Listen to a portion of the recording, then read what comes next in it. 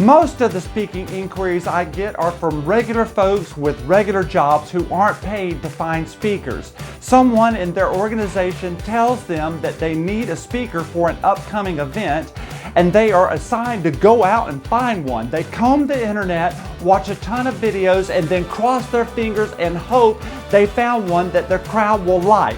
The problem is, although there are some great speakers out there, there are also some with less experience.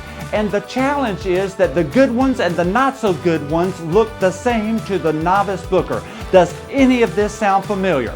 If so, then listen up and I will give you 7 quick things you need to know before booking a speaker. Here we go. Number 1, before talking to any speaker, you need to decide what kind of speaker you want. There are mainly 3 types of speaker. The first one is the amazing story speaker. These are the folks who have climbed Mount Everest, they've walked on the moon, they're the last living munchkin, or they've survived a horrendous life-altering event like having to book a speaker for a company event.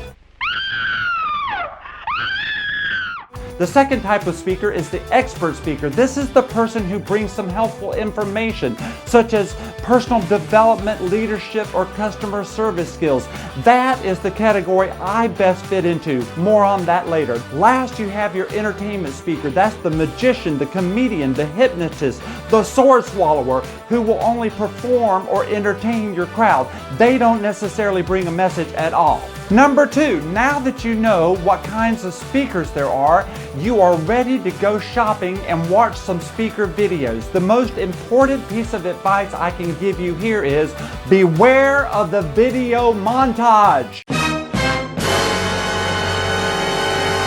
Every speaker has a promotional video which is comprised of 2 or 3 second clips to give you a favorable impression of the speaker, but you should not make your decision solely on that promotional video. Now, understand that no speaker is just going to have his full presentation for you to review beforehand, because that is the product he is selling, but he should have some 2 or 3 minute demonstration videos of him speaking uninterrupted and unedited before a live audience so that you can get a feel for how he relates to his audience. Number 3, beware of motivational fluff. I promise you that when you watch a few motivational speakers, you're going to run into a bunch of trite motivational catchphrases. This usually happens when an entertainment speaker adds a bit of a motivational message to his act in the hope of getting more corporate gigs. If you're booking a keynote expert or informational speaker though,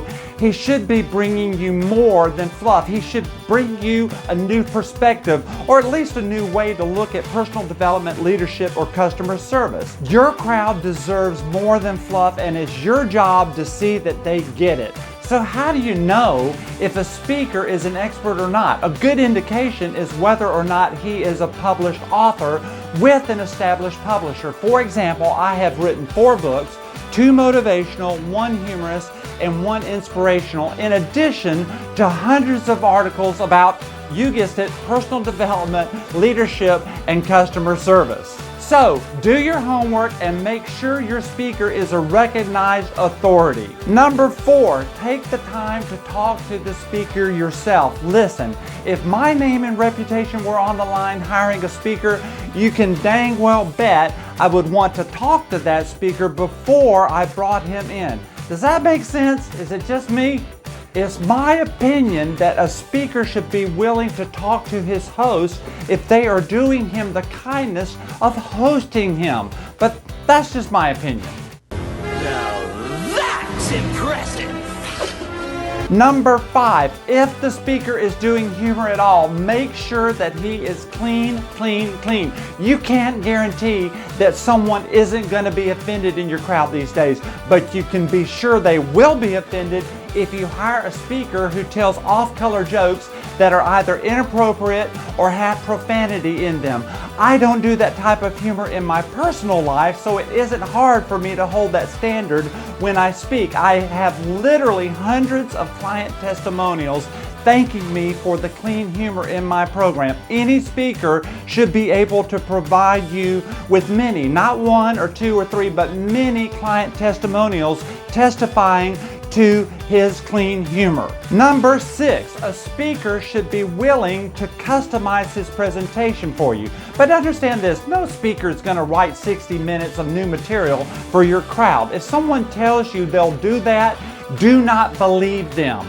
What customization does mean is that a speaker uses the information he gathers in a brief questionnaire that he sends you beforehand to help him build a program around your needs and objectives. In my questionnaire, I ask you about the makeup of your audience, their occupations, your goals for your event, and even what ratio of message to humor you're looking for. Then I use that information to select the humor, stories, and points for my program that will achieve your objectives for your event. Number 7, last but certainly not least, make sure you ask the speaker about his experience. How long has he been doing this? I recommend getting a speaker who has been a full-time speaker for no less than 10 years.